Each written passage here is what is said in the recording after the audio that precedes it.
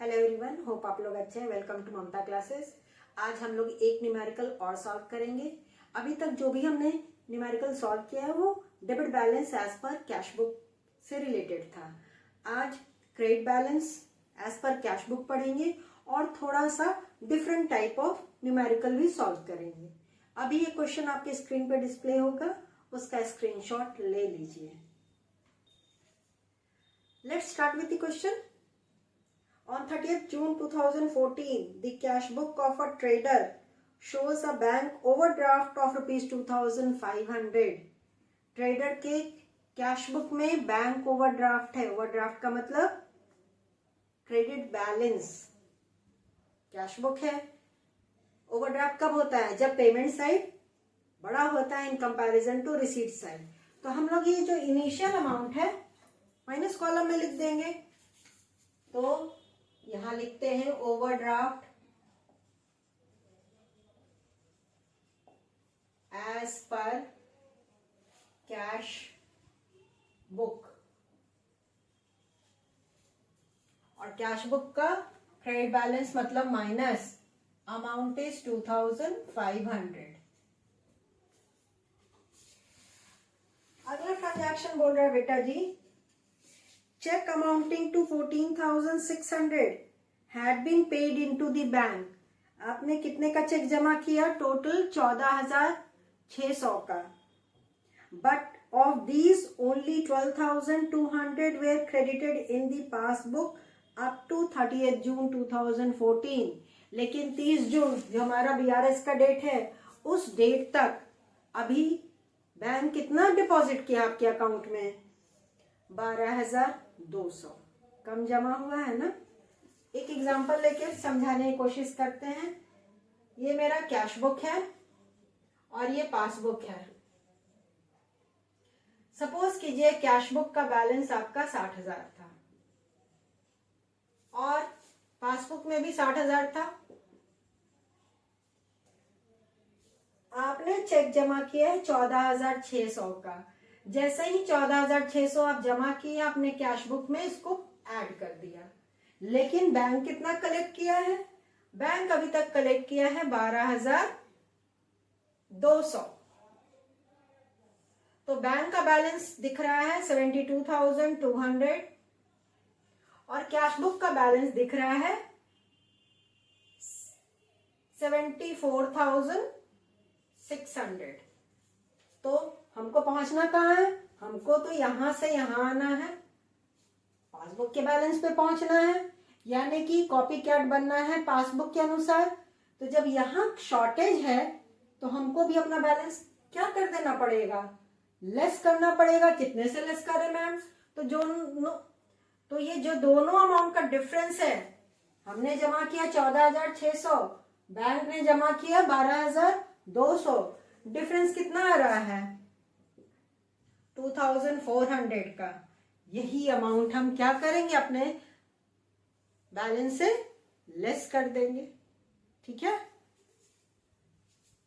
तो लेस कर दीजिए। Short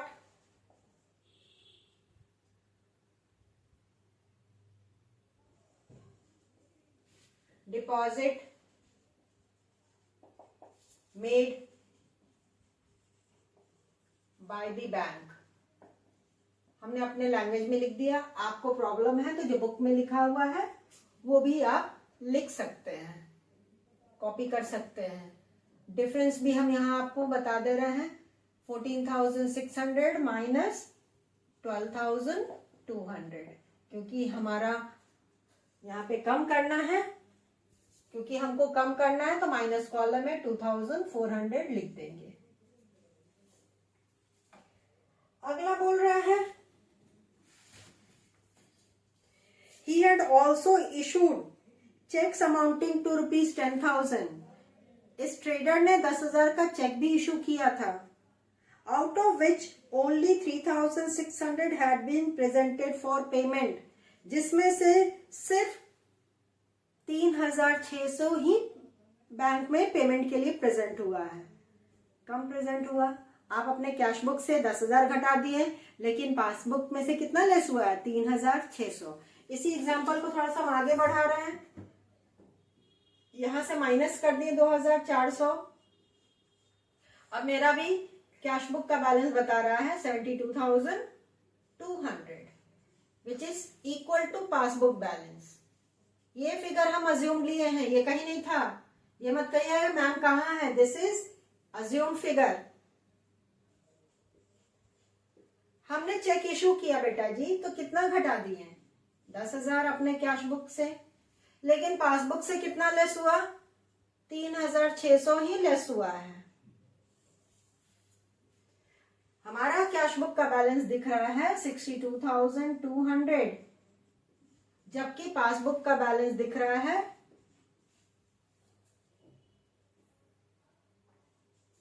78,600।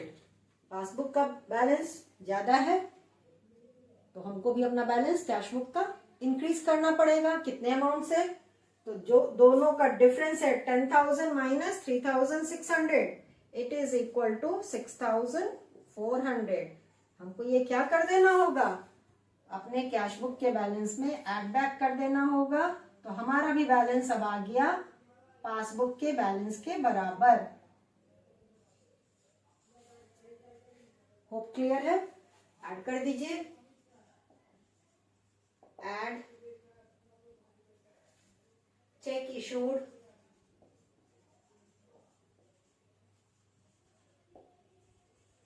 but not presented for payment।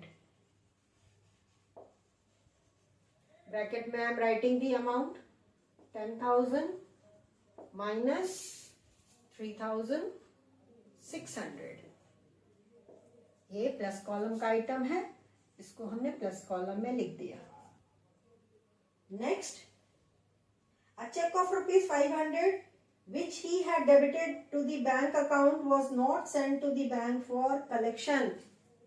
आपने एक चेक 500 का अपने कैश बुक में डेबिट कर दिए। डेबिट करना मतलब जमा करना, रिसीव करना।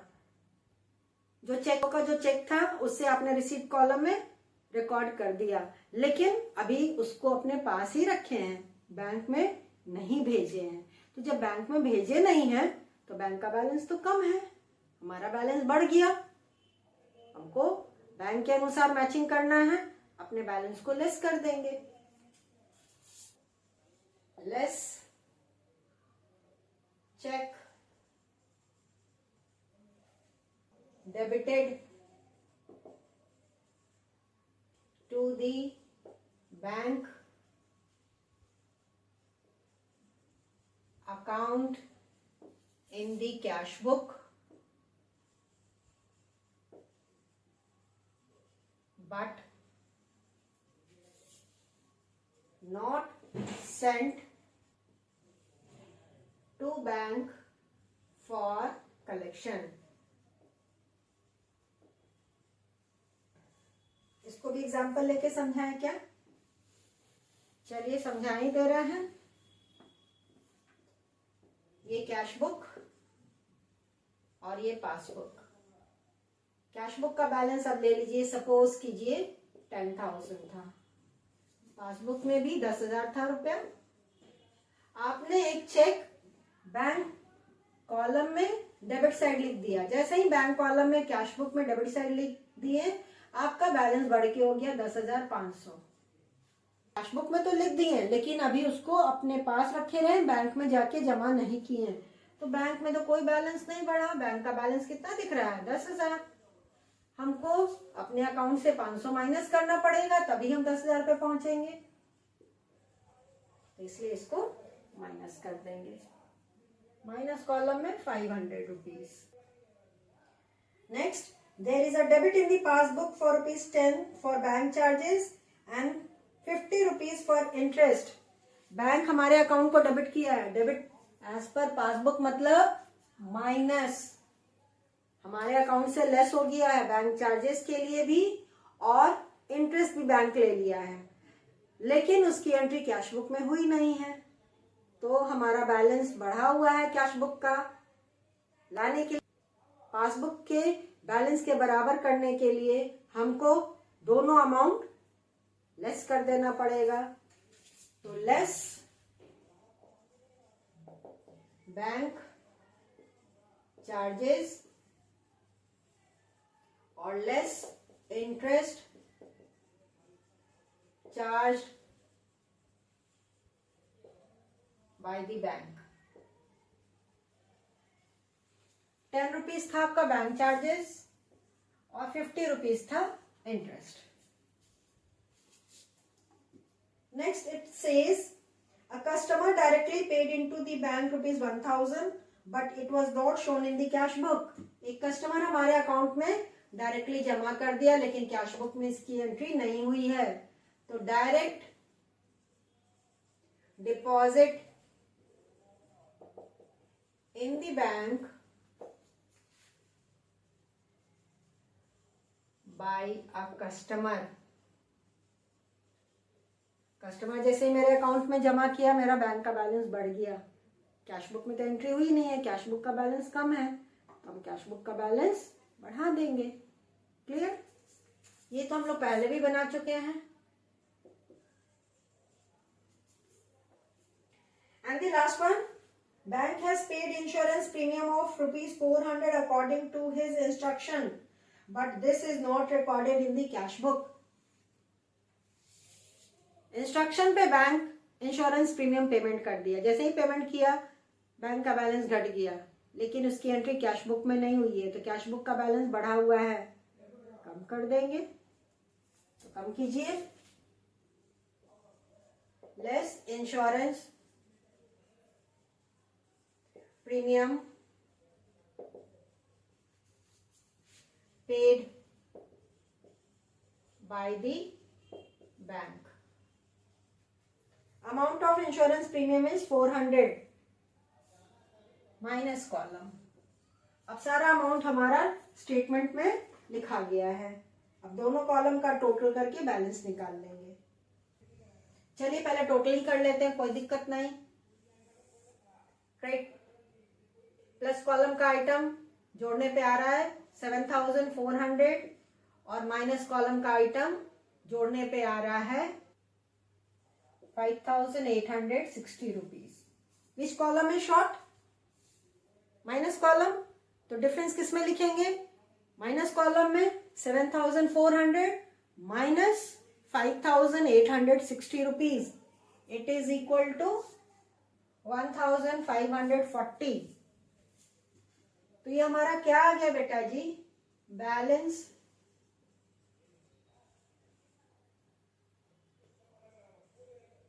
एज पर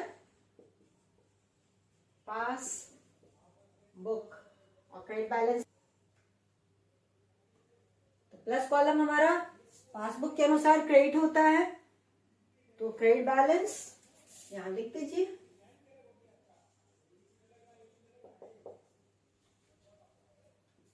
अब फाइनल टोटल करके एक बार छोड़ दीजिए।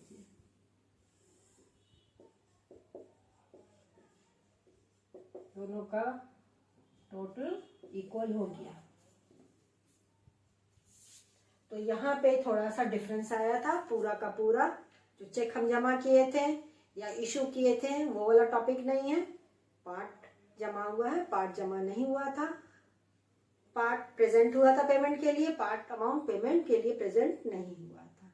तो उस तरह का सिचुएशन रहेगा, तो ऐसे हम लोग सॉल्व करेंगे। ध्यान रखिएगा कि जिस दिन हम बीआरएस बना रहे हैं उस डेट तक दोनों जगह जब रिकॉर्ड हो गया है, कैश बुक में भी और पासबुक में भी, तो बीआरएस में नहीं जाएगा। जो बीआरएस बनाने के डेट के बाद का अमाउंट है जो अभी तक नहीं आया है, either in the cash book और इन द पासबुक, वही बीआरएस में रिकॉर्ड होगा। होप आपको समझ में आ गया होगा। तो आज इन्हें एक न्यूमेरिकल हमने सॉल्व किया है। नेक्स्ट क्लास में different type of numerical solve करेंगे। तो मिलते हैं नेक्स्ट क्लास में, तब तक अपना ख्याल रखिए, खुश रहिए, बाय।